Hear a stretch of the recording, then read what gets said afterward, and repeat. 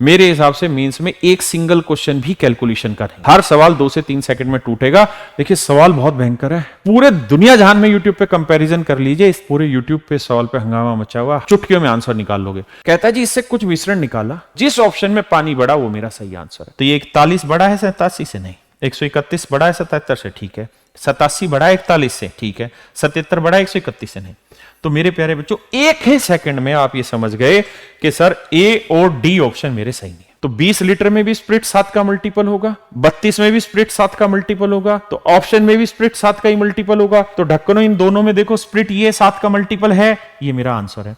यहां 7 का मल्टीपल है, नहीं है, ये मेरा आंसर नहीं। मेरे प्यारे बच्चों आप सभी को नमस्कार, आप सभी का स्वागत है मेरी इस क्लास में।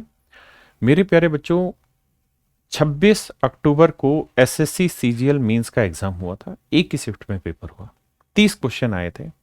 आज मैं उन्हीं 30 क्वेश्चन को डिस्कस करने जा रहा हूं, क्योंकि अब हमारे पास एक्चुअल पेपर भी है, उसके एक्चुअल ऑप्शन भी हैं, और अब हम जो उस पेपर का एनालिसिस करेंगे वो ज्यादा बेटर तरीके से कर सकते हैं। मेरे प्यारे बच्चों 30 सवालों में कितने सवाल आसान है, कितने सवाल कैलकुलेटिव है, कुछ नया सवाल है या नहीं है, इन सारी ही बातों के जवाब मैं यहां दूंगा। मेरे बच्चे ये वीडियो जितनी भी देर की बने आप शांति से सिर्फ देखते चले जाना, समझते चले जाना, क्योंकि यहां आप सच मायने में ये जान पाएंगे कि जो आप तैयारी कर रहे हैं उसको क्या दिशा दी जाए, क्या उसमें सुधार किया जाए, या जो आप पढ़ रहे हैं वो मोर देन एनफ है समझने के लिए। तो आइए मेरे प्यारे बच्चों आज हम इसी चीज पर चर्चा करते हैं, और मैं आपको 30 के 30 क्वेश्चन सोल्व करा रहा हूं। सोल्व कराते वक्त दो अप्रोच लूंगा, पहली एज ए स्टूडेंट की अप्रोच लेनी चाहिए थी, दूसरी अप्रोच डिटेल सवाल को सोल्व करें तो कैसे सोल्व करें, समझे कैसे, दोनों चीजों पे चर्चा करें। आइए मेरे बच्चे देखिए मेरे प्यारे बच्चों, इस सवाल में कह रहा है कि तीन संख्याएं 25, 46 और y, कहते हैं इनका औसत 11 है। इसका मतलब तीनों संख्याओं का जोड़ कितना होगा, तो आप कहेंगे 33 होगा सर। जबकि पहली ही दोनों संख्याओं का जोड़ कितना आ गया, 25 और 45 मेरे बच्चे में लेता तो 70 और एक 71 आ गया, तो यानी 71 आ गया पहली दो संख्याओं का जोड़। तो y की वैल्यू सरती है नेगेटिव होगी, और कितनी माइनस करूं कि मेरे बच्चे 33 आएगी, तो आप जानते हैं 11 में से 3 घटाएंगे तो 8 आना चाहिए, तो जिस ऑप्शन का लास्ट डिजिट 8 है वही मेरा आंसर है, यानी -38। तो ये सवाल जिस भी लेवल का पहले पेपर आता था उससे 1 लाख गुना नीचे का क्वेश्चन है। अब आते हैं मेरे प्यारे बच्चों अगले सवाल पे। हाइट एंड डिस्टेंस का है।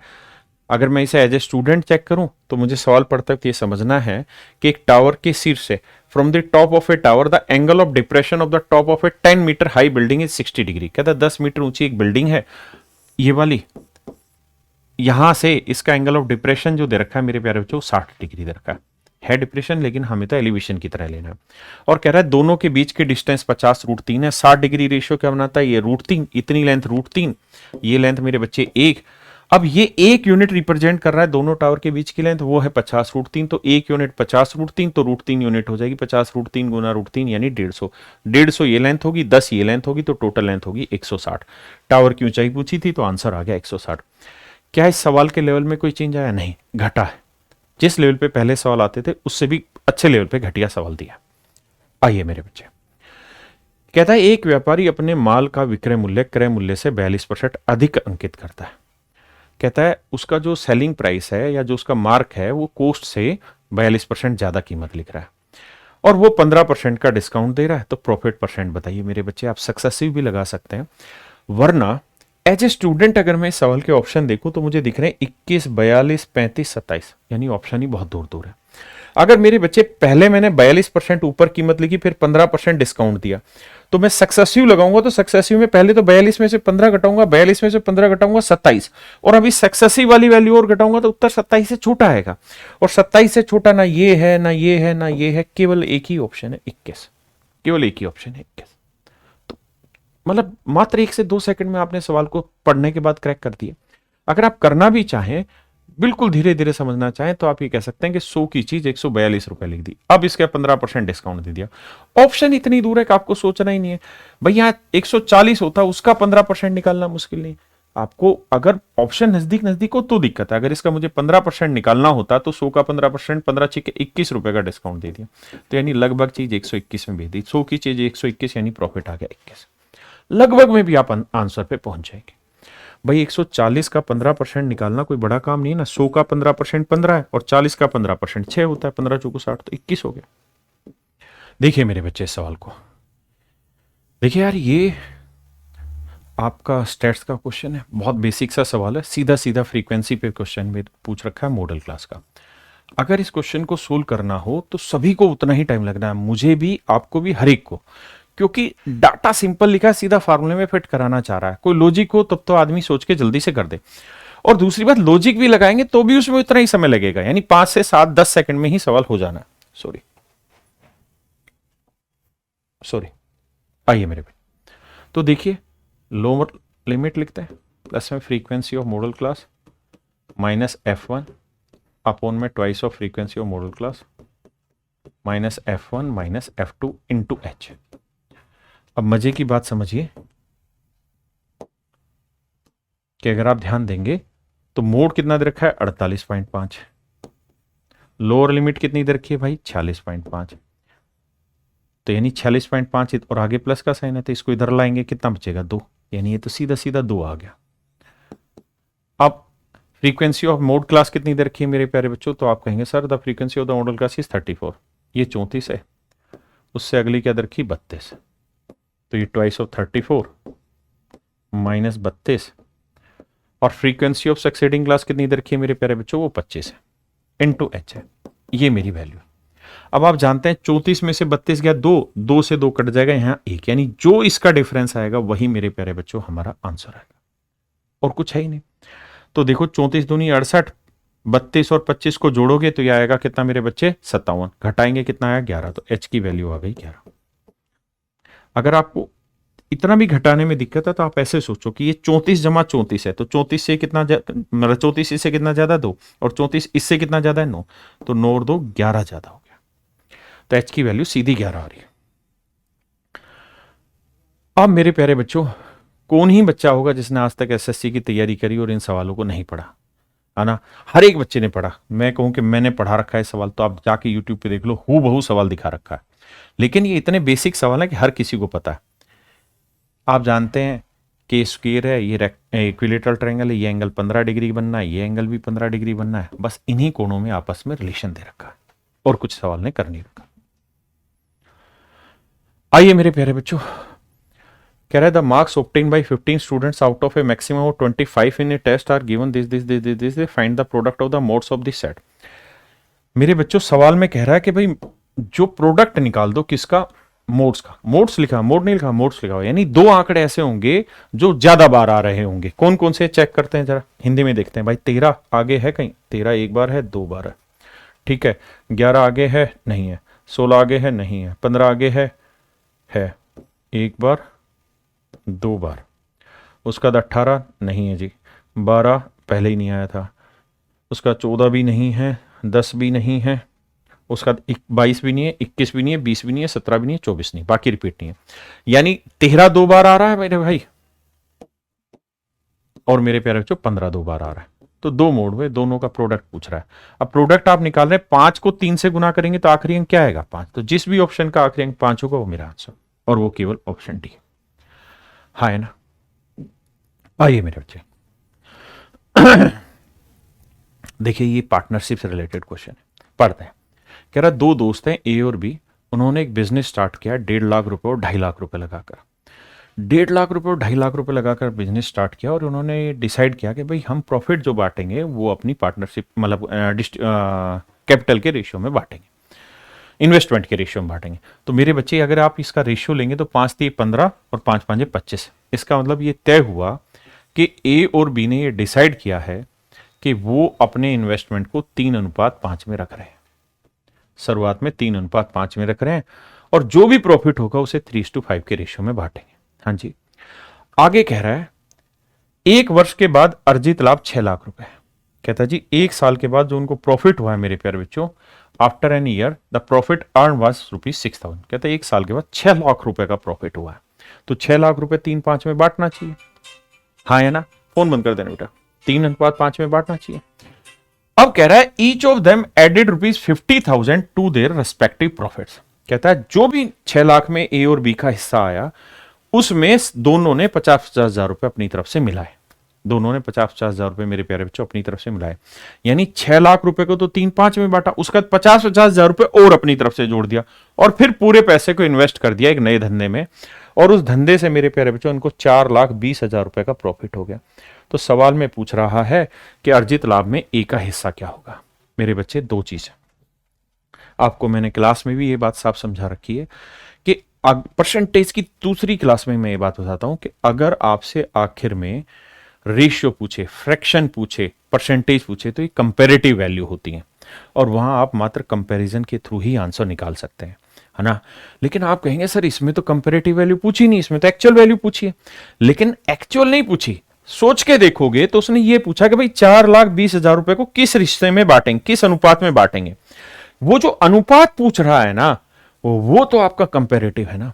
तो मुझे इस सवाल को एक्चुअल नहीं उठाना चाहिए, कंपैरेटिव ही उठा लेना चाहिए। कैसे उठाऊं वो ध्यान देना।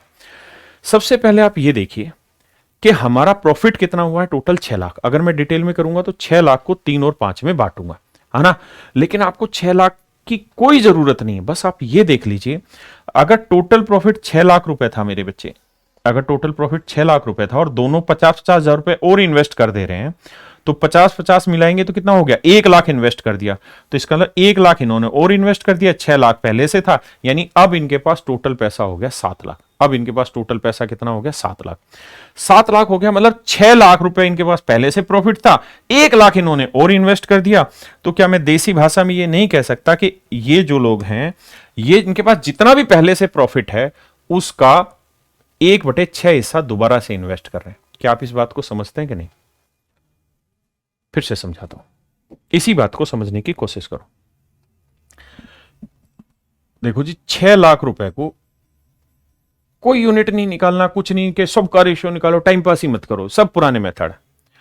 कह रहा है 6 लाख रुपए को ए और बी दो पार्टनर है, इन्होंने 3:5 में बांट दिया।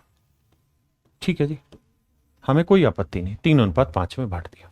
हाँ जी, अब वो ये कह रहा है कि भैया अब दोनों को मैंने 50,000 रुपए और दे दिया, तो एक तो 6 लाख तो इनके पास है ही, 50,000 रुपए और आगे, मतलब 1 लाख रुपए और आगे इनके पास, 1 लाख रुपए और आगे, मतलब 6 लाख में 1 लाख और आगे, यानी 1/6 हिस्सा इन्होंने और शामिल कर दिया। यानी यहां जितना भी प्रॉफिट है, 3 और 5 8 यूनिट प्रॉफिट है, तो अब कह रहा है 8 का 1/6 हिस्सा उसने और इन्वेस्ट कर दिया, 1/6 हिस्सा इसने और इन्वेस्ट कर दिया।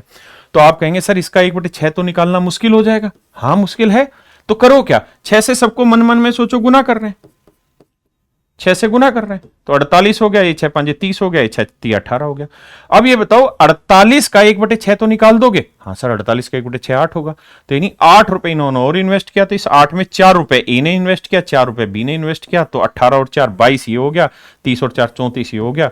तो रेशियो निकालोगे तो 11:17 होगा, 11:17 होगा। इसका मतलब मेरे प्यारे बच्चों ए और बी को जो फाइनल डिस्ट्रीब्यूशन होगा वो 11:17 में होगा, यानी ए का हिस्सा 11 होगा, बी का हिस्सा 17 होगा। अब ए का हिस्सा अगर 11 होगा तो जो भी पैसा मिलेगा उसमें 11 मल्टीपल का रखा होगा, तो जो भी मेरा आंसर होगा वो 11 का मल्टीपल होना चाहिए। 11 की डिविजिबिलिटी बड़ी आसान है, 5 2 7 ये नहीं है, 7 और 1 8 ये भी नहीं है, 5 और 1 6 ये हो रहा है, 4 और 1 5 ये नहीं हो रहा। तो मेरे बच्चे बी ऑप्शन मेरा सही आंसर हाँ है ना। देखिए हर एक बच्चे को अपने हिसाब से कैलकुलेशन को डील करना आना चाहिए। आपको सिर्फ ये देखना था समझदारी के लिए कि भाई पहले से प्रॉफिट कितना हो रहा है 8, अगर टोटल प्रॉफिट 8 बांटना है तो ए का हिस्सा 3, बी का हिस्सा 5। अब कह रहा है कि यार हर एक को 50-50 हजार रुपए और दे दिया, यानी 6 लाख रुपए तो पहले थे, अब 50 हजार रुपए और दे दिया, तो 6 लाख 50-50 दोनों को दिया, तो कुल मिला के लाख रुपए और बट गया, तो 6 और 1 7 लाख, यानी अब 7 लाख रुपए हमने कुल मिला के इनके हाथ में दे दिया।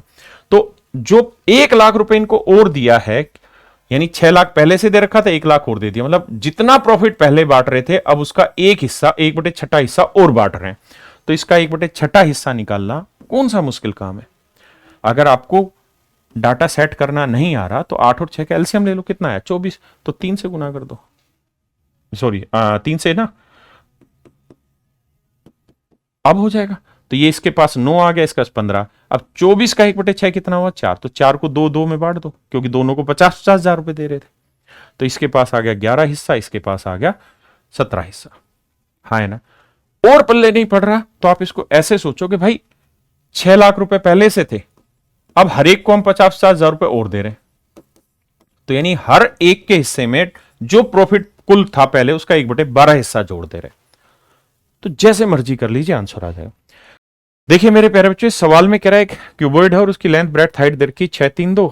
कह रहा है जी इसका संपूर्ण पृष्ठीय क्षेत्रफल है 1800, वॉल्यूम बताइए। देखिए मेरे बच्चे, हमें इस पे जाने से पहले वॉल्यूम के लिए पता है कि इनका मल्टीपल करना है। तो 632 का मल्टीप्लाई करेंगे तो 6 3 18, 18 मतलब 2 9 आएगा, यानी 9 एक कॉमन नंबर आएगा। और यहां से मैं कोई भी यूनिट लगाऊंगा तो आंसर में 9 इंटू समथिंग होगा ही होगा। तो मुझे ये देख लेना कौन सा ऑप्शन 9 से डिवाइड हो रहा होगा। तो 5 4 9 ये नहीं हो रहा, 8 4 12 ये नहीं हो रहा, 4 2 6 ये नहीं हो रहा, केवल और केवल मेरे प्यारे बच्चों ऑप्शन सी है। लेकिन फिर भी मैं इसमें एक ऐसा मतलब गहराई की चीज है कि हम सीधा मल्टीपल 9 पे नहीं पहुंच सकते हैं, सिर्फ इस सवाल पे आप पहुंच सकते हैं। उसका एक कारण है कि ये जो 2 है ये उस चीज को काट दे रहा है, लेकिन उतनी समझ अभी आपको क्लास में ही तैयार होगी, यहां के लिए टेंशन फ्री रहिए। अभी के लिए सवाल को अगर हमें देखना था तो 4500 पे हम जा सकते थे 9 के मल्टीपल पे। देखिए यार, ये सवाल है प्रॉफिट एंड लॉस का बेईमान दुकानदार का। सवाल में कह रहा है, एक लाइन पढ़ना बस वहीं से आंसर निकल जाएगा। कहता है बी ने एक थोक विक्रेता को से 180 रुपए 15 किलो खरीदे, जो एक, ये जो थोक विक्रेता है उसी की बात कर रहा है जो 1 किलो वजन की जगह 950 ग्राम वजन का प्रयोग करता है। आप एक बेसिक बात समझो, मान लो जो रिटेलर है वो होलसेलर के पास गया कि भाई 1000 रुपए में 1000 ग्राम दे दे, समझाने के लिए बता रहा हूं, यानी 1000 रुपए दे के 1000 ग्राम चीज लेके आनी थी। तो रिटेलर के अपने घर से तो 1000 रुपए पकड़ा दिए, अपने घर से तो 1000 रुपए पकड़ा दिए, लेकिन जब सामान लेने लगा तो उसे पता नहीं था, लेकिन उसको सामान जो मिला वो 950 रुपए का ही मिला, क्योंकि उसने 950 ही ग्राम दिया। तो यानी उसने घर से तो पैसे दे दिए 1000 के, लेकिन उसे मिला सामान 950 का। अब भाई उसको आगे बेईमानी करनी थी, जब आगे बेईमानी करने लगा तो कह रहा है कि 1 किलो के बदले 750 ग्राम वजन तोलने लगा। यानी अब वो जब ग्राहक से कांटेक्ट करेगा, ग्राहक से बात करेगा, तो ग्राहक से पैसे तो लेगा 1000 ग्राम के, लेकिन मेरे प्यारे बच्चों वजन तोल के दे रहा है 750 ग्राम।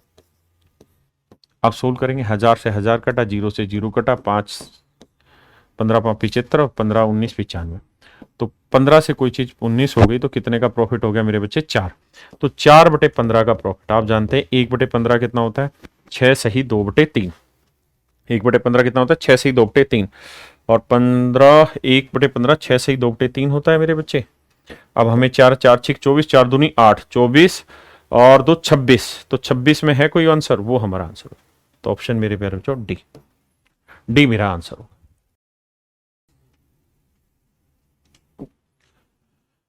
देखिए यार, ये सवाल ऐसा है जो प्रोबेबिलिटी का पूछा गया है, जो थोड़ा सा नया सवाल है। एक बार इसको समझते हैं, इसके शब्दों को। देखिए थोड़ा सा इन्होंने वेन डायग्राम यूज कर लिया। जैसे आप जानते हैं हमने वेन डायग्राम ये फार्मूले बड़े सीखे हुए हैं कि n A union B equal to n A plus n B minus n A intersection B. आपको याद ही है ये चीजें? ये हमने कहाँ पढ़ी हुई है मेरे प्यारे बच्चों? ये हमने पढ़े वेन डायग्राम में, परसेंटेज में जो वेन डायग्राम पढ़ते हैं वहां पे हमने ये चीजें पढ़ी हुई है। उसने इसी तर्ज पर एक बेसिक सा सवाल शामिल कर दिया, इसी तर्ज पर एक बेसिक सा सवाल शामिल कर दिया। आप ध्यान से देखेंगे तो सब कुछ यही डाटा है। अब देखिए मेरे बच्चे, सवाल में क्या कह रहा है कि भाई probability of A union B, A और बी के होने की प्रोबेबिलिटी 5/9 है। यहां 13/27 है या 11/18 है। अच्छा, जब भी हम ये लिखते हैं ना प्रोबेबिलिटी ऑफ ए, इसका मतलब ए के होने की, और जब भी हम ऐसे साइन डालते हैं मेरे बच्चे कि ए के ना होने की, तो ऐसे डाल देते हैं या ऐसे लगा देते हैं, ये ना होने की प्रोबेबिलिटी की बात कर रहा है। हम एक काम यहां कर सकते थे सारे बच्चे, क्या कि फ्रैक्शन में दे रखा है 9 27 18, और हम फ्रैक्शन हटा देंगे तो कैलकुलेशन जल्दी हो जाएगी। तो 9 27 18 की कैलकुलेशन हम ये कर सकते थे, 9 27 18 54 बना, तो 6 5 30, 27 दूनी 54, 13 दूनी 26, और भैया 11 दूनी 22, नहीं 11 30 33, क्योंकि 18 30 54 हुआ। तो हमने क्या किया, सब में बेस 54 बना दिया। अब बेस सबका 54 बना दिया, अब सबका बेस 54 बना दिया। अब कैलकुलेशन थोड़ी आसान बच जाएगी और कुछ नहीं होने वाला। हाँ है ना? अब आप ऐसे सोचिए कि हमें यहां एन की जगह क्या दे रखा है? बस पी दे रखा है, प्रोबेबिलिटी। बात वही है, probability of A union B. क्या होगा भाई probability of A? Probability of B minus probability of A intersection B. बस इतनी सी बात है और सवाल में कुछ है ही नहीं। देखो मेरे भाई, अब आपको बस छोटी छोटी बेसिक कैलकुलेशन है, पूरा मत लिखो, मन ही मन में ये काम होना है। ये आया 30/54, ये मैं सिर्फ आपको समझाने के लिए दिखा रहा हूं कि ये आया मेरे बच्चे 30/54, ये आया 30/54, ताकि फ्रैक्शन से दूर हो जाएंगे हम लोग और आप लोग। यहां बात करेंगे मेरे प्यारे बच्चों, यह आया 13 दूनी 26/54, यह आ रहा 26/54। हाँ जी, और अब आते हैं मेरे प्यारे बच्चों इस वाले पे आया 33/54, 33/54, 33/54। बस इतनी सी बात अगर आप जल्दी से रिलेट कर सकते हैं मन मन में, तो फिर सवाल में कुछ तंत्र नहीं बचा। अब देखो यार, हमें यहां वैल्यू रखनी है। ए यूनियन बी की वैल्यू कितनी, 30, 54 को बाद में देख लेंगे, फ्रैक्शन हटा लिया हमने। ए की वैल्यू कितनी है, 33, बस इतना इतना। बी की वैल्यू क्या है सर, निकाल लेनी है। इंटरसेक्शन कितना है, तो देखो यार यहां ये कह रहा है कि 54 केसेस में से, 54 एक्सपेरिमेंट में से 26 एक्सपेरिमेंट ऐसे हैं जहां ए के ना होने की और बी के ना होने की कुल मिला के 26 है। हाँ है ना, तो 54 में से 26 ए और बी के ना होने का यूनियन है, तो 54 में से 26 घटाया बचा कितना, 28, तो 28 इन दोनों का इंटरसेक्शन होगा। तो 28 क्या होगा मेरे बच्चे, इनका इंटरसेक्शन यानी होने का कॉमन। अब देखो 33 में से 28 गया 5, 30 में से 5 गया 25, तो बी की वैल्यू आ गई 25, यानी बी की होने की प्रायिकता 25 है मेरे बच्चे, बी की होने की प्रायिकता 25 है। अब उसने पूछा है ओड अगेंस्ट, तो मेरे बच्चे जब ओड अगेंस्ट पूछा हुआ है तो इसका मतलब है AGAINST, ओड अगेंस्ट का मतलब है कि ना होने की ऊपर लिखो, बी के ना होने की ऊपर लिखो और बी के होने की नीचे लिखो। अगर ओड फेवर होता तो मतलब फेवर की ऊपर और ना की नीचे। अब मेरे बच्चे हमें ये पता है कि उसकी होने की प्रायिकता कितनी, 25, और वो नीचे आना, तो जिस ऑप्शन में नीचे 25 या 25 का कोई फैक्टर होगा वो मेरा आंसर है।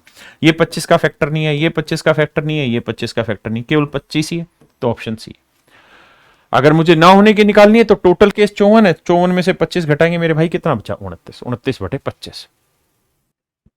देखिए आप इस चीज में कंफ्यूजन मत होइए, हमने क्या किया, इन फ्रैक्शन को यहीं पे डील कर दिया।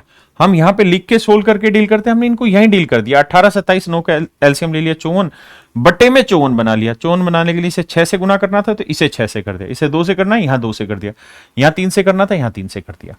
अब सीधा सीधा हो गया कि भाई टोटल जो नंबर ऑफ केसेस हैं वो 54 है, 54 में से 30 इसके हैं, 33 इसके हैं, और इंटरसेक्शन के भाई 28 है, क्योंकि 54 में से 26 इनके उल्टे के यूनियन है, तो इंटरसेक्शन के 54 में 26 के 28 बचे। हाँ जी, तो ये सवाल हम फिर भी कह सकते हैं कि नया सवाल था और थोड़ा ठीक सवाल था, टाइम नहीं लेने वाला सवाल था, कैलकुलेटिव नहीं था। आइए जी, कह रहा जी the average weight of first 13% among 14% is 38। कह रहा 13 लोग हैं भाई, 13 लोगों का जो औसत है वो 78 है। एक आदमी और होगा यहां पे, उसी को हम 14th बोलेंगे। The weight of the 14% is 39 kilogram more than the average wait. तो कहता है इन 14 लोगों में का जो भी एवरेज वेट होगा, इस 14% का एवरेज वेट इस आदमी से 39 ज्यादा होगा। तो मेरे प्यारे बच्चों एवरेज डिफरेंस 0 करता है, अगर ये 39 ज्यादा है तो ये 39 कम करना पड़ेगा। 39 कितनों पे कम होगा, 13 पे, तो औसत में कितने की कमी होगी, 3 की। तो यानी ये जो नंबर है ये औसत से 3 कम है, तो 78 औसत से 3 कम है, तो मतलब औसत कितना होगा, 81, यानी एक्चुअल में औसत 81 होगा। पूछ रहा है इसकी वैल्यू बताओ, तो 81 जमा 39 करेंगे तो आएगा 120। 120 मेरा आंसर हो गया। ये वही समझ पाएगा जो एवरेज मुझसे पढ़ा हुआ है उस तरीके से। अब देखो यार, मतलब इससे भी कोई क्या आसान सवाल पूछेगा। कह रहा 20 और 35, तो 20 और 35 को पहले कैलकुलेट कर लो। 20 और 35 हुआ 55, 35 दूनी 70, 7 घटा दो, 55 में से 7 घटाए 48। अब 48 और 10 को ले लो, 48 10 58, 58 में से 4.8 गया, घटाओगे भाई तो लगभग मेरा 53 के आसपास आंसर बैठेगा, और 53 के आंसर पास ऑप्शन ए है। तो बेहद ही आसान सवाल। आइए मेरे प्यारे बच्चों, देखिए 3 cards are drawn one after another with replacement. देखिए कुछ शब्द होते हैं जिन पे हमें ध्यान देना है। रिप्लेसमेंट यानी हम निकाल के अपने पास रख नहीं रहे, रिप्लेस कर दे रहे हैं। From a pack of cards 52 पत्ते हैं, what is the probability of getting first card a jack, second card a black card and third card an even number. मेरे प्यारे बच्चों ये बताओ जैक कितने होते हैं? 4 होते हैं टोटल 52 में से, हमने रिप्लेस कर दिया तो अभी भी 52 ही रह गए। अगली बार क्या कह रहा है? Getting first card is jack, second card a black, black card कितने होते हैं जी? 26, फिर से रिप्लेस हो गया वो कार्ड। अब कह रहा है कि थर्ड कार्ड जो होना चाहिए इवन नंबर होना चाहिए। तो मेरे बच्चे इवन नंबर कौन कौन से होने हैं? 2, 4, 6, 8 और 10, यानी 5 इवन होने। तो 4 टाइप होती है, हर एक टाइप में 5 इवन नंबर है, तो 4 टाइप में कितने इवन हो गए? 20, तो 20/52। ये मेरे प्यारे बच्चों मेरा आंसर। अब हमें ये देखना है कि कैलकुलेशन वजन मांग रही है कि नहीं। देखो यार 26 दूनी 52 आ गया, 2 ढाई 10 आ गया, है ना, 4 से काटेंगे 13 आ गया और 2 से काटेंगे 5, यानी ऊपर तो 5 ही आएगा तय, ऊपर 5 11, क्योंकि 52 गुना 13 ही बैठेगा 338। तो ऑप्शन ए। तो बड़ा सवाल नहीं है, नॉर्मल है। आइए यार ये वो सवाल है जो मैं आज से 8 साल पहले भी परसेंटेज में करा चुका हूं सेम डाटा पे। कह रहा है कि भाई सरों की संख्या 54 है, पैरों की संख्या 148 है, तो मानते हैं ना कि 2 पैर एक के हैं, दूसरे के 2 तो हैं ही, 2 फालतू हैं, तो 54 दूनी 108, 148 में 108 के बचे कितने भाई? 40। तो 40 एक्स्ट्रा किस वजह से बचे? क्योंकि बंदर के 2 पैर फालतू हैं, तो 2 यूनिट 40, 1 यूनिट 20, यानी बंदर हो गए 20, है ना। पूछा क्या हमसे? बंदर, तो बंदरों की वैल्यू आ गई 20। ये मेरा आंसर आ गया। देखिए मेरे प्यारे बच्चों, टाइम एंड डिस्टेंस का एक ही सवाल है, बहुत बेसिक सा सवाल है। ऐसे सवालों को आप ऑप्शन से भी उड़ा सकते हैं और ऐसे सवालों को मेरे प्यारे बच्चों आप एवरेज स्पीड के कॉन्सेप्ट से भी उड़ा सकते हैं। मैं पहले ऑप्शन से सिखाऊंगा, अगर आपको ऑप्शन से ही करना है और आपका समय नहीं हो तो। देखिए इसने सवाल में ये कहा कि विपिन एक यात्रा का 1/3 दूरी इतने में और बाकी दूरी 2/3 बची, तो 1/3 और 2/3, यानी जो भी आपका ऑप्शन होगा ना वो बहुत अधिकतम चांस होगा कि उसका 1/3 और 2/3 आसानी से निकाला जा सके। दोनों में ही बटे 3 से भाग होना है, तो जो ऑप्शन 3 से भाग दे रहे हो वो आंसर। 4 2 6 ये भाग जा रहा है, 4 5 9 ये भी भाग जा रहा है, ये भाग नहीं जा रहा, 5 4 4 2 6 ये नहीं जा रहा, यानी या तो आंसर ए होगा या आंसर बी होगा, इन दोनों में से कोई एक आंसर होगा। अगर 432 और मैं इसका 1/3 करूं मेरे बच्चे, तो 1/3 करेंगे तो 3 एकम 3, हाँ है ना, और बचा कितना भाई? 3 चौक 12 और 3 चौक 12, 144 आया, और दूसरी डिस्टेंस कितनी आ गई इसकी? 288, क्योंकि 2/3 इसका जस्ट डबल होगा। यही तो कहानी है। अब देखिए मेरे प्यारे बच्चों, अब सवाल में कह रहा है कि 144 को जा रहा है 30 की स्पीड से, 288 को जा रहा है 40 की स्पीड से, तो टोटल टाइम लग रहा है 12 घंटे। तो मेरे बच्चे 3 से भाग दोगे तो आप जानते हैं 3 से भाग दोगे तो आएगा 48/10 है, ठीक है। 4 से भाग दोगे तो इसे आएगा कितना? 4 7 28, 4 दूनी 8, तो 72 और 48 का जोड़ करोगे 7 4 11, 120/10 आ गया। 120/10 मतलब आंसर आ गया 12 घंटे। तो आप ऑप्शन से उड़ा सकते हैं, पहला ऑप्शन बिल्कुल जस्टिफाई कर रहा है, 12 घंटे ला रहा है। दूसरी चीज, अगर आप इसी सवाल को डिटेल करना चाहते हैं मेरे प्यारे बच्चों, मतलब पेपर में एवरेज स्पीड के कॉन्सेप्ट से करना चाहते हैं, तो वो ये कह रहा है कि भाई 1/3 स्पीड जो है, 1/3 सॉरी डिस्टेंस जो है उसको 30 की स्पीड से चल रहा है, और बाकी जो 2/3 डिस्टेंस है इसको मेरे प्यारे बच्चों 40 की स्पीड से चल रहा है। तो कुल मिला के ये बता दीजिए कि भैया एवरेज स्पीड क्या होगी पूरी जर्नी की। मैं एवरेज स्पीड पूछ रहा हूं, तो आप कहेंगे कि सर 1:2 डिस्टेंस का रेशियो है, तो आप अपनी मर्जी से कोई भी ऐसी डिस्टेंस मान लीजिए जो 1:2 में हो, लेकिन आपका मन हमेशा ऐसे ही डाटा पे करेगा जो 30 और 40 दोनों से भाग हो जाए। तो या तो इनका एलसीएम ले लीजिए 30 और 40, 120, 120 यहां ले लीजिए, 240 यहां ले लीजिए, या 120 का आधा मैं 60 ले लेता हूं और यहां 240 का आधा कितना हो जाएगा? 120 ये ले लेता हूं। मैंने मान ली ये डिस्टेंस 60 है, ये डिस्टेंस 120 है, तो 30 की स्पीड से 60 जाने में 2 घंटे, 40 की स्पीड से 120 जाने में 3 घंटे, तो टोटल डिस्टेंस 120 और 60 180 हो गई, और टाइम कितना लगा? 2 और 3 5। ये आ गई मेरे प्यारे बच्चों एवरेज स्पीड। ये क्या आ गई? Average speed. अगर पूरी जर्नी की एवरेज स्पीड आ गई और पूरी जर्नी का टाइम दे रखा है, फिर सवाल मुश्किल थोड़ी है, गुना 12 कर देंगे आंसर। अब भाई 5 से भाग दोगे 36 आया, तो 36 गुना 12 मेरा आंसर हो गया। वैसे भी आप यूं सोच सकते हैं कि 36 गुना 12 करने लग रहे हैं मेरे बच्चे, तो किसी भी हालत में आखिर में जीरो तो आएगा नहीं, किसी भी हालत में आखिर में जीरो नहीं आएगा। जीरो नहीं आएगा तो ये ऑप्शन कटा, ये ऑप्शन कटा, ये ऑप्शन कटा, केवल सॉरी जीरो नहीं आएगा, माफ करिए, जीरो नहीं आएगा तो ये ऑप्शन तो कट ही गया। ये आप वैसे भी 3 से काट रहे थे या नहीं भी काट रहे हैं, तो ये जीरो तो आएगा नहीं किसी भी हालत में, क्योंकि 36 गुना 12 करें 36 होता है, 9 चौक 36, यानी 9 से भाग होने वाला चाहिए, तो ये 9 से भाग जा रहा है। ये काट ही चुके हैं, ये 9 से भाग जा ही नहीं रहा, ना ये से जा रहा, तो ये ऑप्शन है, वरना 36 गुना 12 कर लेंगे। मेरे प्यारे बच्चों, देखिए इस सवाल को, मिक्सचर एंड एलिगेशन का भी क्वेश्चन है, रेशियो भी डाल दिया, बहुत सारे कॉन्सेप्ट डाले हुए हैं। देखिए सवाल बहुत भयंकर है, पूरे यूट्यूब पे सवाल पे हंगामा मचा हुआ, हर एक टीचर ने इसे सोल्व कराया और सोल्व कराने में हर एक टीचर ने 4 मिनट, 3 मिनट, 2 मिनट अपने अपने हिसाब से टाइम लिया, पूरा सवाल सोल्व कराया, तब इसके आंसर तक पहुंच पाया। मेरे प्यारे बच्चों, मैं अरिथमेटिक जब पढ़ाता हूं तो पूरा ऑप्शन पे घुमाता हूं प्रैक्टिस बैचेज में, कि ऑप्शन पे ही आप सवाल सोल्व कर लेंगे। और सच मानिए, विश्वास मानिए, इस सवाल का उत्तर मैं मात्र 2 ही सेकंड में आपको बता दूंगा। जरूरत ही नहीं है कोई कैलकुलेशन करने की, रत्ती भर भी कैलकुलेशन की जरूरत नहीं है। थोड़ा सा दिमाग का खोलो बटन और चुटकियों में आंसर निकाल लोगे। आप पूरे दुनिया जहान में यूट्यूब पे कंपैरिजन कर लीजिए, इस तरीके के क्वेश्चन की अप्रोच आपको मिलेगी नहीं जो अप्रोचेज मैं अपने सवालों में देता हूं आपको। और मेरे भाई, कब परसेंटेज मैंने यूट्यूब पे डाली थी, आज से 6-7 साल पहले, आज भी लोग उसी को पढ़ा रहे हैं। आइए ध्यान से, पेपर का मेंस का क्वेश्चन है, सबसे टॉप लेवल का क्वेश्चन है कैलकुलेटिव। अगर बाकी यूट्यूबर की बात करें, टीचर्स की बात करें, मेरे हिसाब से मेंस में एक सिंगल क्वेश्चन भी कैलकुलेशन का नहीं है, एक रत्ती भर भी क्वेश्चन कैलकुलेशन का नहीं है। हर सवाल 2 से 3 सेकंड में टूटेगा।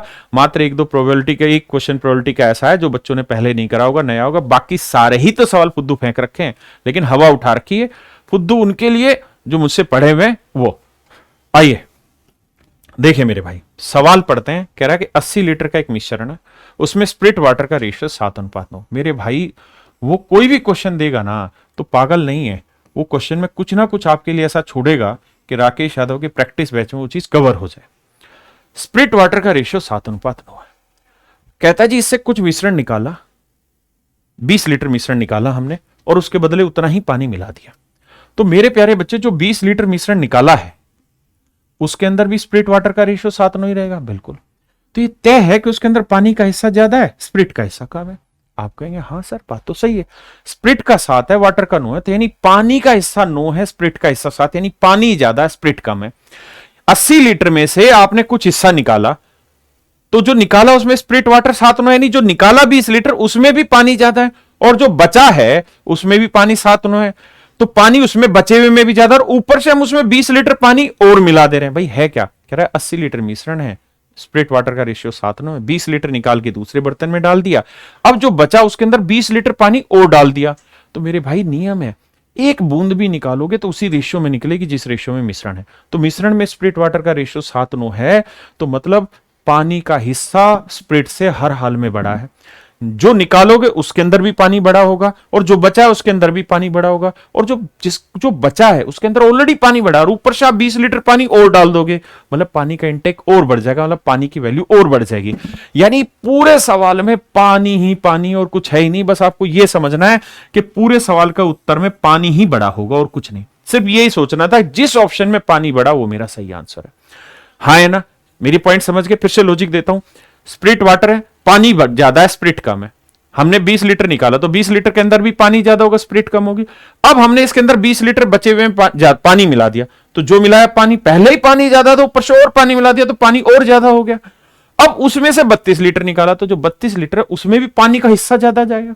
तो 20 लीटर में भी पानी ज्यादा, 32 में भी पानी ज्यादा, मतलब आंसर में भी पानी ज्यादा, आंसर में भी पानी ज्यादा। बस इतनी सी बात।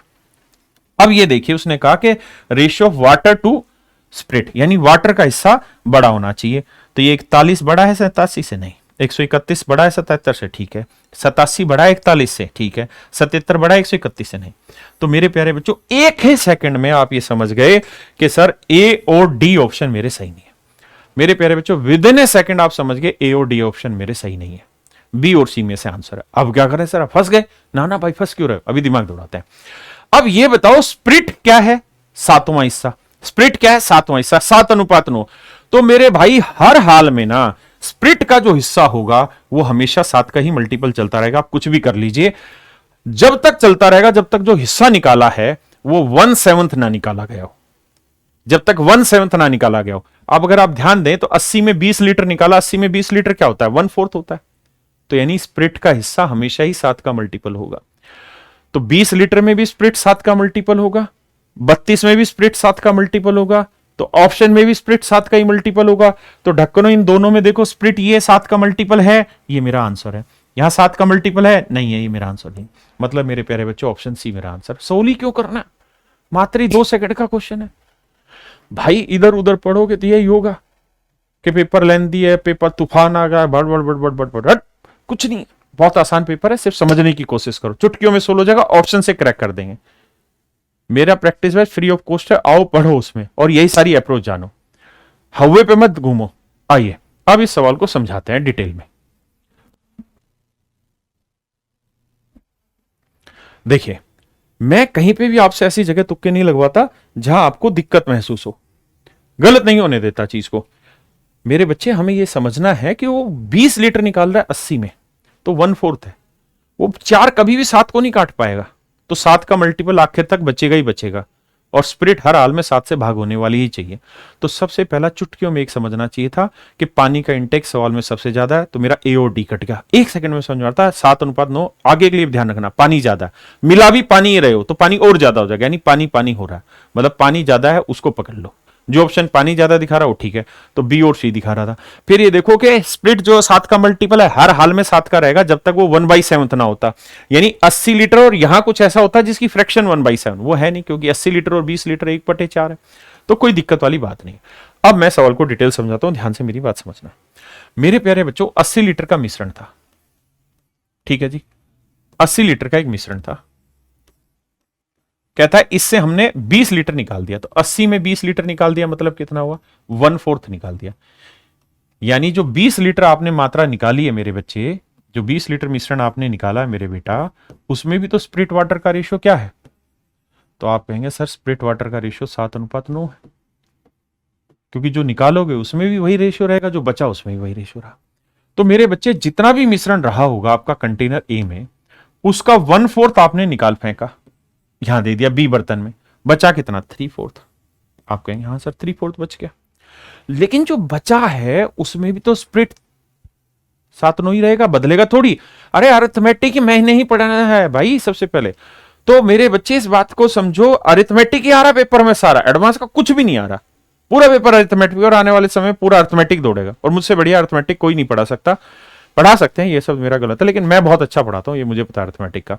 अब सामने आइए, अगर स्प्रिट वाटर का रेशियो 7/9 है तो बचे हुए में भी तो 7/9 ही रहेगा, यानी पूरा मिश्रण 9/7 16 है, तो स्प्रिट कितना होगा 7, तो बचे हुए में भी तो 7/16 ही भाग रहेगा स्प्रिट का, तो इतना बचा था उसका 7/16 स्प्रिट होगा, मतलब 21/64। बाकी दुनिया उत्तर भेड़ रही है 3/4 गुना 7, पता कुछ नहीं कि क्यों गुना कर रहे हैं, हम बता रहे हैं आपको लॉजिक क्या है उसका, ठीक है जी। इसका मतलब कि मिश्रण 64 है तो उसमें से स्प्रिट 21 है, यानी अब जो नया मिश्रण बच गया, बचे हुए में स्प्रिट 21 है तो मिश्रण 64 है, 64 में से 21 स्प्रिट है, तो वाटर कितना है 43। अब आप एक बात कहोगे सर, बचे हुए में स्प्रिट 21 है और पानी और मिला रहे हैं, तो रेशियो इसी से कैसे निकल जा रहा है, तो समझो बेटे, बात को समझो भाई। आप ये 80-20 से ही तो कंफ्यूज हो रहे हैं, क्योंकि डाटा थोड़ा गंदा है। अगर 20 लीटर 7:9 में आसानी से बढ़ जाता तो कौन इसको समझा रहा होता यूट्यूब पे, सब ऐसे ही बता रहे थे, सीधे 20 को 7/9 में बांटो, आंसर निकालो। डाटा जानबूझ के फेंका ऐसा। अब बात को समझो, मैंने तो ये अपनी क्लास में हूबहू डाटा पे सॉल्व करा रखे। देखिए, अब मेरे पॉइंट को समझने की कोशिश करो। आपने देखा कि भाई 3/4 और 1/4 लेना है, भाई 1/4 निकाल दिया, 3/4 बचा, यानी बटे में 4 आ रखा है, यानी ये डाटा ऐसा ले लो जो 4 से भाग हो जाए। अब आप कहो सर जो बचा हो उसे 7/9 में भी तो बांटना है, तो बचे का 7/16 करोगे तो बटे 16 आ रहा है, तो 16 से भी तो कटने वाला होना नंबर चाहिए, तो करो क्या भाई, 16 चौक 64, यानी आप करो क्या, मिश्रण ही 64 यूनिट ले लो समझने के लिए। अगर मिश्रण 64 है तो 64 का 1/4 कितना हो गया 16, और 3/4 कितना होगा 48, यानी 48 लीटर बच गया और 16 लीटर उसने दूसरे बर्तन में डाल दिया। ये सिर्फ इस रेशियो को डिफाइन करने के लिए, समझाने के लिए।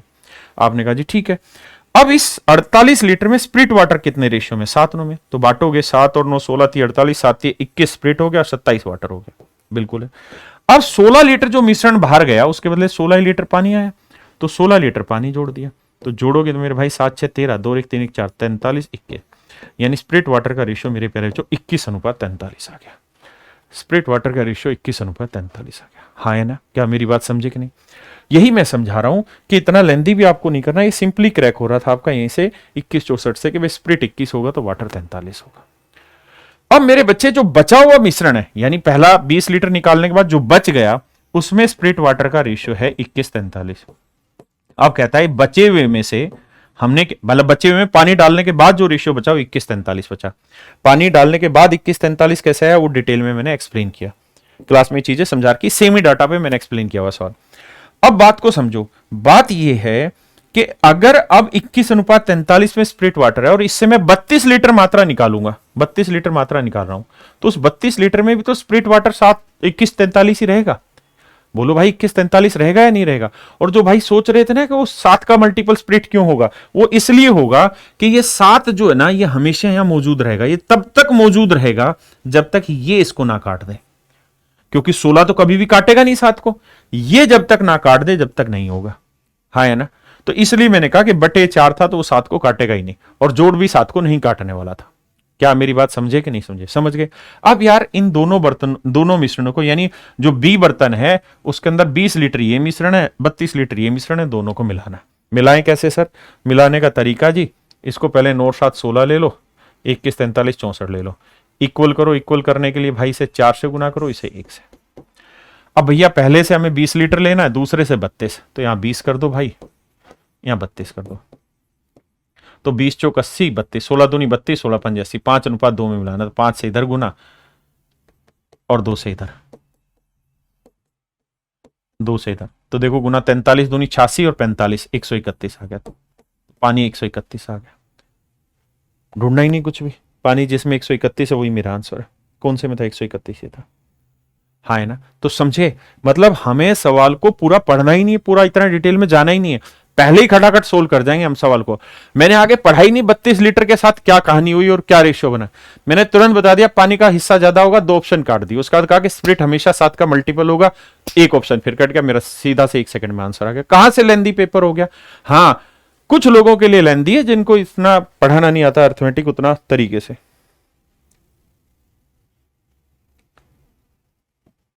ये मेरे भाई, एक ठोस घन जिसके प्रत्येक कोर की लंबाई 48 सेंटीमीटर को पिघलाया जाता है, इसे पिघलते हुए घन से बिना किसी अपव्यय के लिए समान ठोस घन में। देखिए यार ये सवाल इतना आसान है कि इसमें कोई भी कितना भी समय लेगा तो बराबर ही लेगा, क्योंकि बेसिक सवाल है। कह रहा भाई एक घन है, उसकी लंबाई है 48 सेंटीमीटर हर एक भुजा की। अब उससे हमने छोटे छोटे घन बना दिए, जो छोटे छोटे घन बनाए उसका वॉल्यूम है 64, तो अगर उसका वॉल्यूम 64 है तो मेरे बच्चे साइड की लेंथ कितनी आ जाएगी? क्यूब रूट निकालेंगे 4, तो हम ये कह सकते हैं कि बड़े वाले की साइड की लेंथ 48 है और छोटे वाले की साइड की लेंथ 4 है, तो रेशियो निकालेंगे तो आएगा 12:1। अब हम इस बात को भी जानते हैं कि जब हम पिघलाते हैं तो क्या इक्वल करते हैं? वॉल्यूम इक्वल करते हैं, यानी एक चीज पिघल के कई चीजों में परिवर्तित होती है तो उनके वॉल्यूम इक्वल होते हैं। और ये भी बताया था कि जो इनकी साइड का रेशियो होता है उसका क्यूब होता है इनका वॉल्यूम, तो साइड का क्यूब, तो 1 का क्यूब 1 और 12 का क्यूब 1728, यानी इसका मतलब जो बड़े वाला है उनके वॉल्यूम जितने छोटे छोटे बन रहे हैं उनसे 1728 गुना होने चाहिए, मतलब 1728 क्यूब बनाने होंगे, क्योंकि हर छोटे वाले का वॉल्यूम 1 होगा और बड़े वाले का 1728, तो 1728 क्यूब सेट करने होंगे। ये मेरा आंसर आ गया। फिर भी इस सवाल में मैं और क्या ही चतुराई बताऊं, मैं आपको डिविजिबिलिटी से लगाऊं या किसी से लगाऊं तो उससे बेटर सीधा ही सिंपल हो रहा था, 4:48 का रेशियो लेके, तो कुछ था नहीं सवाल में। देखिए जिस सवाल में दुनिया फंसे उसी को तो हम करें मजा है, जिसमें दुनिया कर रही उसको हम क्या करें। देखो मेरे भाई इस सवाल में कुछ भी नहीं है, सभी को लगभग बराबर समय लगना है, तो इस सवाल को आप कर लीजिए, बेहद आसान सवाल है, बोर्ड मास का कुछ भी नहीं इसमें। आइए जी इस सवाल को पढ़िए, आसान सा सवाल है। कह रहा है 150 मीटर चौड़ी एक सड़क के दोनों ओर समान ऊंचाई वाले 2 खंभे लगे हुए हैं, यानी दोनों खंभों की हाइट सेम है। कहते हैं इन खंभों के बीच में सड़क के एक बिंदु से खंभों के उन्नयन कोण x डिग्री और y डिग्री है। कहता है दोनों खंभे सेम हाइट के, इनके बीच में कहीं कोई पॉइंट होगा, वहां से x degree y degree, ratio दे रहा है 2/5 3/5, यानी एक की हाइट 2 दूसरे की हाइट 3, बराबर करनी है तो क्या करना होगा? इसे 3 से गुना, इसे 2 से गुना, तो 3 दूनी 6, 3 पंजे 15, 2 पंजे 10, 15 और 10 25 होगी, दोनों के बीच की डिस्टेंस खंबे की हाइट हो गई 6, जबकि कह रहा है कि चौड़ाई है 150, तो 25 छिके 150, 6 छिंग 36, तो आंसर आ गया 36। वर्बली सवाल टूट जाएगा, ऐसे ही वर्बली कराते हैं हम क्लास में। आइए लेकिन फिर भी समझना है तो आप ऐसे ब्रेक कर लीजिए कि 2 खंबे दोनों सेम लेंथ के, यहां से यहां ये रेशियो दे रखा है 2:5, ये रेशियो दे रखा है 3:5, जबकि कह रहा है कि दोनों बराबर है, तो इसे भैया 2 से करो, इसे 3 से, तो इधर 3 से किया तो इधर भी 3 से, इधर 2 से किया तो इधर भी 2 से, तो यानी हाइट 6 हो गई खंभों की, तो ये बेस 15 हो गया, ये बेस 10, तो 25, 25 से क्या 150, 1 यूनिट, इतना सोल्व करो यार, निपटाओ कहानी। आओ मेरे प्यारे बच्चों पढ़िए सवाल, बेसिक का है। कह रहा है 2 पेंसिल 3 पेन का इतना है भाई, 2 पेंसिल और 3 कलम समझ लो, कलम को मैं के से डिनोट कर रहा हूं, ये 55 है। अब कह रहा है 7 पेंसिल और 2 कलम, कच 65 है। तो भैया सोल्व करके एक पेन और एक पेंसिल की वैल्यू आपको बतानी है।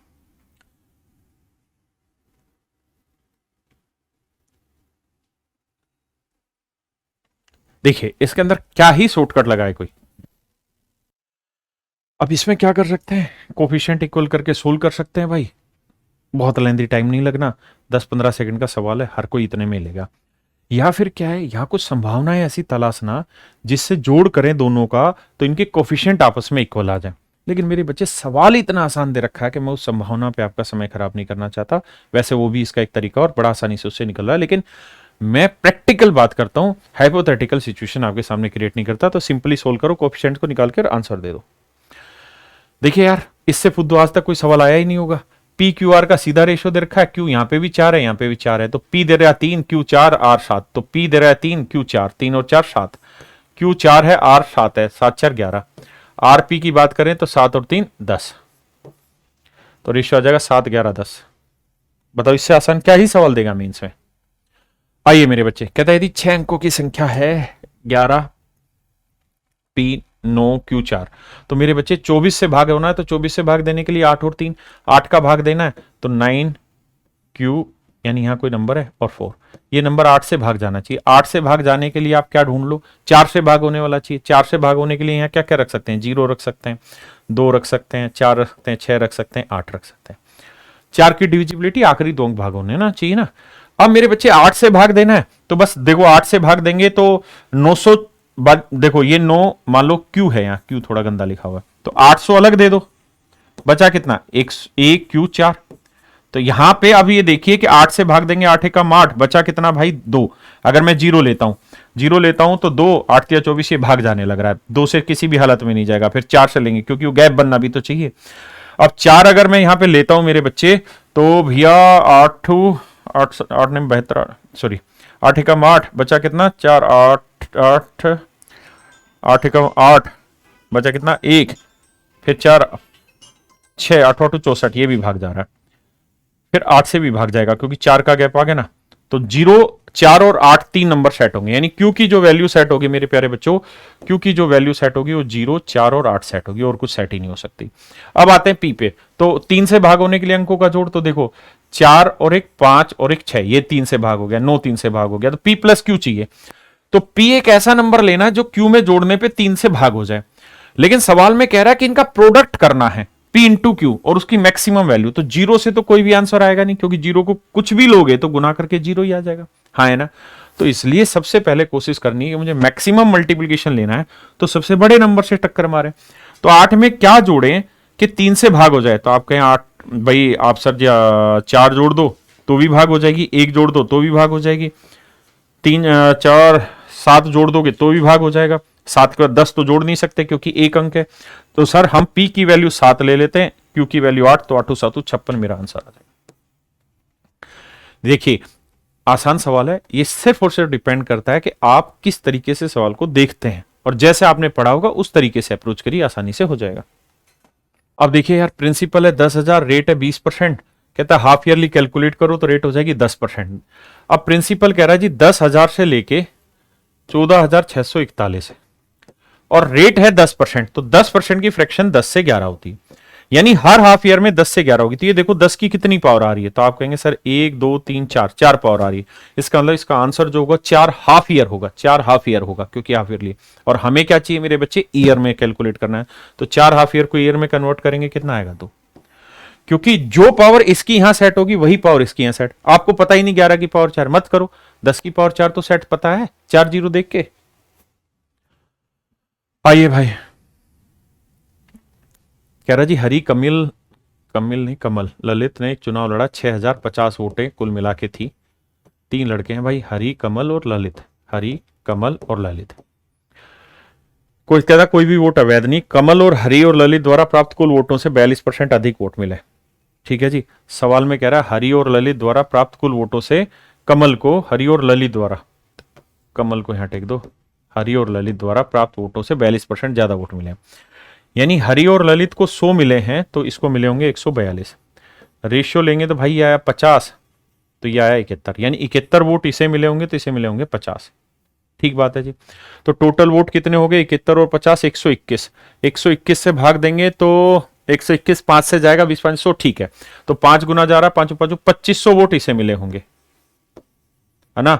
और इसे 5 एकम 5 5 7 35, 3550 वोट इसे मिले होंगे। अब हमसे पूछा क्या, वो पूछ लेते हैं। कहता है कि यदि ललित को डाले गए कुल वोटों में 8% वोट मिले, तो भाई 2500 में से 8% ललित को मिल गए, तो इसका 8% निकालेंगे भाई, तो 8 5 40, 4 8 6 48, 484 इसको मिले भाई, हाँ है ना। तो टोटल वोट जो इनको मिले हैं उसमें से 484 वोट हटा देंगे तो वो वोट आ जाएंगे किसके, हरि के, और शायद हरि के ही वोट हमसे पूछे हुए। तो देखो मेरे भाई ये टोटल थे 2500, 2500 में से 484 घटाओगे तो 400 घटाओगे तो समझो 2016 के आसपास आना चाहिए, 2016 ऑप्शन है। छोटा ही सवाल था, डाटा सिंपल था, कुछ खेलने की जरूरत थी नहीं मेरी। देखो भाई मैं लिख के समझा देता हूं सवाल को। कह रहा है ए और बी किसी काम को 12.5 दिन में यानी 25/2 दिन में, बी और सी 18 से 3/4 दिन में यानी 75/4 दिन में, और सी प्लस ए कह रहा है 15 दिन में। भैया एलसीएम लोगे कितना आएगा, 150, साफ साफ लिख ले भाई। तो 25 6 के 150, 6 दूनी 12, 75 दूनी 2 चौक 8, और 15 ढाई 150 10। तो भैया टोटल एफिशिएंसी 12 8 20 और 10 30। हमने एलसीएम 150 ले लिया, 75 भी लेते तो भी ठीक था, है ना। अब टोटल एफिशिएंसी अगर आप यहां निकालने जाओगे तो 12 8 20 और 10 30, 30 को 2 से भाग दे दोगे 15, यानी ए प्लस बी प्लस सी की एफिशिएंसी 15 आ जाएगी अगर टोटल काम 150 है, हाँ है ना। अब 15 टोटल एफिशिएंसी है, हमें जवाब चाहिए सी का मेरे भाई, हमें जवाब किसका चाहिए, सी का चाहिए। सर जी ठीक है सी का निकाल देते हैं।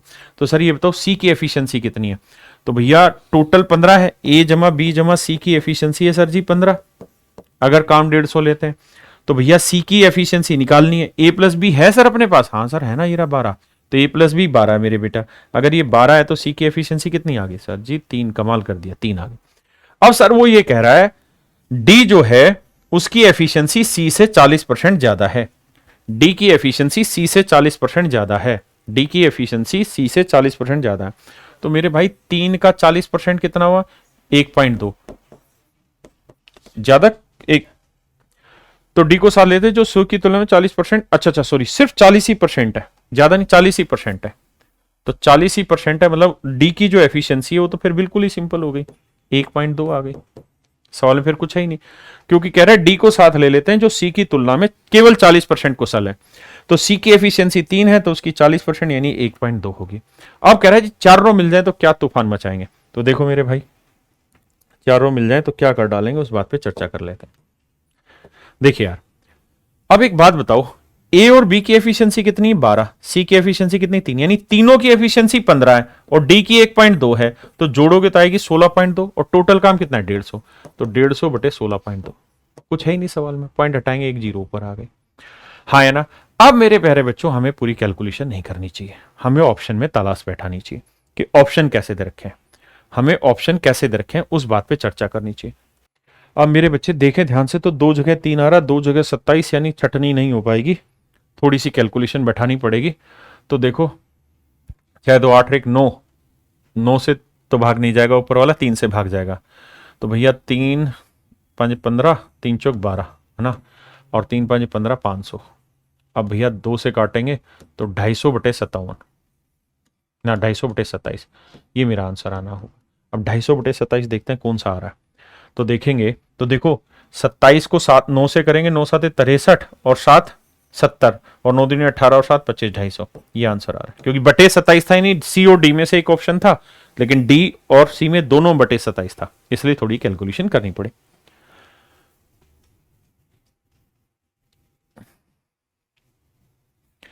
कह रहा जी ए बी सी की औसत आयु 20 वर्ष है, 2 वर्ष पहले ए और बी की आयु का योग सी की आयु से 6 साल अधिक था। कहता है ए बी सी की औसत आयु आज है 20, 2 साल पहले, 2 साल पहले कितनी रही होगी 18, तो टोटल कितना हुआ होगा 54, और ए और बी की आयु का योग सी से 6 ज्यादा था, सी से ए और बी का 6 ज्यादा था मेरे पेयर तो 6 घटा दो, 54 में 6 गया 48, 48 का था 24, तो सी की वैल्यू होगी 24 और इसकी 24 और 6 30, तो ए बी की जोड़ 30 था, इसकी 24 थी। कब? 2 साल पहले।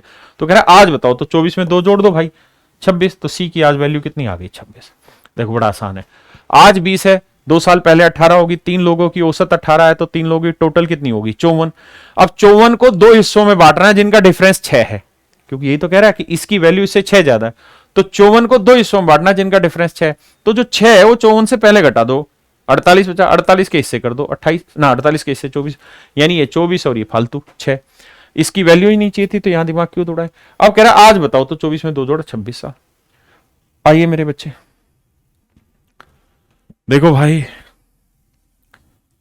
मेरे बच्चे, पूरे पे रूट लग जाएगा, और आप ये भी बात जानते हैं डेसिमल से भी सवाल में कोई फर्क नहीं पड़ना, ये भी फालतू की बकवास है, यानी कैलकुलेशन है, लेकिन बहुत आसान सी कैलकुलेशन करके देखते हैं। 4 से कट रहा है, 4 3 12, 4 एकम 4 31 आया, 4 से ये भी कट रहा होगा, 4 6 24 है ना, 2 बचा, 4 6 24 66 आ गया। अब यहां देखते हैं, 7 2 9 5 4 9, 9 से भी कट रहा है, 9 3 27, 9 कम 9, लो यार सवाल ही आ गया, नहीं 31 दो जगह, 9 से यहां करेंगे तो 9 6 54 और 9 6 54, भाई ऊपर भी 31 का वर्ग 66 का वर्ग, उसके रूट निकालेंगे तो 31 बटे 66 आंसर, कोई कैलकुलेशन नहीं, 1 सेकंड का क्वेश्चन। देखिए मेरे बच्चे, मैंने अपनी क्लासों में इस सवाल को बहुत बार करा रखा है कि ऐसे सवालों में या तो ऊपर वाला और नीचे का जोड़ सेम होगा, या ऊपर नीचे का डिफरेंस सेम होगा, और कुछ भी सवाल का उत्तर नहीं होना। अब अगर आप ध्यान देंगे तो 58 और 25 का जोड़ 83 है, 46 और 37 का जोड़ भी 83 आ रहा है, तो a प्लस भी दोनों जगह ऊपर नीचे कट रहा है, तो a माइनस भी निकालना है। तो 58 में से 25 गया तो मेरे बच्चे a की वैल्यू आ जाएगी, 58 में 25 गया 3, 33 बचा, और 46 में से 37 गया मेरे बच्चे, तो ये आएगा 19, नहीं सॉरी 9, माफ करना, तो 46 में 37 गया 9, काटोगे इसे तो ये आएगा 11/3, यानी a की वैल्यू 11/3 आ गई। अब b की वैल्यू निकालें, 26 15 41 और 56 में 15 गया 41, यहां डिफरेंस काट रहा, डिफरेंस नहीं, एक कट जाएगा यहां देखो, a minus B into A plus B करेंगे तो 26 और 15 कितना हो गया मेरे भाई? 41, और नीचे 56 में से 15 गया, 41 से 41 कटा, तो नीचे ऊपर 26 में से 15 घटाएंगे मेरे भाई बचा 11, और नीचे 56 और 15 को जोड़ेंगे तो 6 5 11, 5 रिक 6 रिक 7, 11/71, तो मेरे बच्चे बी की वैल्यू आ गई 11/71। Basic calculation. अब कह रहा है 1/b करो, यानी 71/11 करो, पहली चीज माइनस 20/a करो, a की वैल्यू है 11/3, तो पलटेंगे तो 11/3 पलट के ऊपर, तो 20 थी 60, 71 में से 60 गया 11, 11/11 एल से कट के आंसर आ गया। कोई कैलकुलेशन नहीं, जो पहले से आज तक स्टैंडर्ड में आया उससे भी लाख गुना सस्ते सवाल फेंक रखे हैं। ये एक ही सिंपल इंटरेस्ट का सवाल फूका है, देखो सारे सवाल अर्थमेटिक के डाल रहा है, एडवांस दिया ही नहीं, और आगे हो सकता है ट्रेंड भी इनका यही हो, और अर्थमेटिक अपने से बढ़िया कौन पढ़ाएगा भाई। आओ, कहता है यदि 2800 रुपए में 10% वार्षिक दर से 3 वर्षों से प्राप्त साधारण ब्याज x है, और हमसे एक्स वाई की रेशियो पूछ रहा है, एक्स और वाई की वैल्यू पूछ रहा है, एक्स बटे वाई की वैल्यू बताओ क्या होगी। तो भाई एक्स क्या है, कह रहा जी 2800 रुपए पे 10% की रेट से 3 साल का साधारण ब्याज, ठीक है जी, बटे वाई क्या है, कह रहा है 6200 रुपए पे 14% की दर से वाई वर्षों का साधारण ब्याज है 1736, तो मेरे बच्चे 1736 ब्याज है, तो टाइम निकालना है, तो टाइम के लिए क्या होगा, ब्याज गुना 100 बटे में आएगा principal into rate, principal into rate यानी 6200 गुना 14। अब देखिए मुझे स्टूडेंट की तरह समझना है तो मैं ये सब नहीं करूंगा, मुझे आपको समझाना है इसलिए इतना लिख रहा हूं, वरना तो आपने ये सब उठा के पलट के लिखना था सीधा सीधा कि सर 2800 गुना 10 गुना 3 बटे 100, और इसे पलट के ले जाएंगे तो आएगा 6200 गुना 14 बटे में 1736 गुना 100। ये मेरे बच्चे मेरा सवाल है। अब देखिए पूरा मत करिए, छोटी छोटी बातों से ही पकड़ में आ जाएगा उत्तर, आप क्यों चिंता कर रहे हैं। अब देखिए भाई ये तो तय है 0, लेकिन सारे ऑप्शन में 0 है। 1736 किससे कट रहा, 3 से कट रहा है, 6 3 9 7 1 8। देखो ये 3 से नहीं कट रहा और यहां 3 दे रखा है, या तो आंसर पॉइंटों में आएगा पॉइंटों में कोई भी नहीं है, तो इसका मतलब ये 1736 इससे कट रहा होगा और 3 से कट नहीं रहा, तो इसका मतलब जो भी आंसर होगा वो 3 का मल्टीपल होगा। देख लो 3 का मल्टीपल कौन सा, 4 और 1 5 नहीं है, 8 3 11 नहीं है, 5 5 10 नहीं है, 4 2 6, डी ऑप्शन।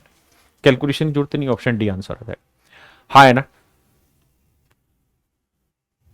कह रहा जी यदि वृत्त की त्रिज्या 20.5 सेंटीमीटर, त्रिज्या नहीं जीवा 20.5 है, भाई प्रीवियस ईयर क्वेश्चन है, बहुत आसान सा है मेरे बच्चे। अगर रेडियस 10 होगी तो डायमीटर कितना होगा 20, और आप जानते हैं डायमीटर से बड़ी कोड नहीं हो सकती, डायमीटर से बड़ी कोड नहीं होती, गलत है।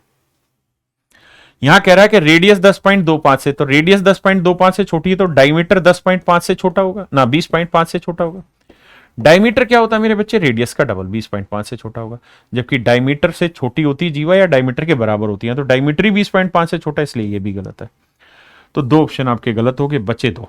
कह रहा है 10.25 से बड़ी भी होगी, बराबर हो सकती है, बड़ी भी, ये भी सही और ये भी। तो ये वाला ज्यादा बेटर है क्योंकि उसमें बराबरी भी, क्योंकि जो कोड है वो डायमीटर के बराबर भी हो सकती है और डायमीटर से छोटी भी हो सकती है। हाँ है ना, मेरी बात समझे कि नहीं।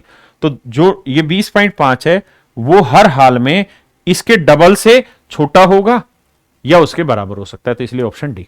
अब मेरे प्यारे बच्चों ये सेशन खत्म हुआ, आप खुद सोच समझ के बताइए कि क्या इस पेपर में कहीं पे भी कैलकुलेशन थी, तो जवाब है नहीं थी। क्या कोई नया सवाल है? हाँ, प्रोबेबिलिटी का एक हल्का सा सवाल पहली बार बच्चों के सामने आया होगा, बस वो एक नई चीज है, लेकिन वो भी इतना टफ नहीं है, फिर भी मैं मानता हूं कि वो दिक्कत है उसमें। तो मेरे प्यारे बच्चों, क्या पेपर कैलकुलेटिव है? आप खुद से एक बार असेसमेंट करना पूरे पेपर का, जो मैंने कराया, जिस मेथड से मैंने कराया। मैं भी जानता हूं कि स्टूडेंट पहली बार जब अपीयर होता है, पेपर देता है, वो एक अलग टेस्ट होता है, और टीचर एक काम करता है वो अलग टेस्ट होता है, मैं भी इस बात को समझता हूं। लेकिन फिर भी मैं आपको ये कहूंगा कि आने वाला समय टोटल ही अर्थमेटिक पे बेस्ड है, इसलिए जो टीचर एडवांस पे फोकस कर रहे हैं उनको नहीं ज़्यादा करना चाहिए, अरिथमेटिक पे ज़्यादा फोकस रखिए। और मैं अरिथमेटिक पढ़ा ही रहा हूँ इतने सालों से, एडवांस भी पढ़ा रहा हूँ, और अरिथमेटिक पे ही आने वाले समय में पेपर आएगा। Thank you.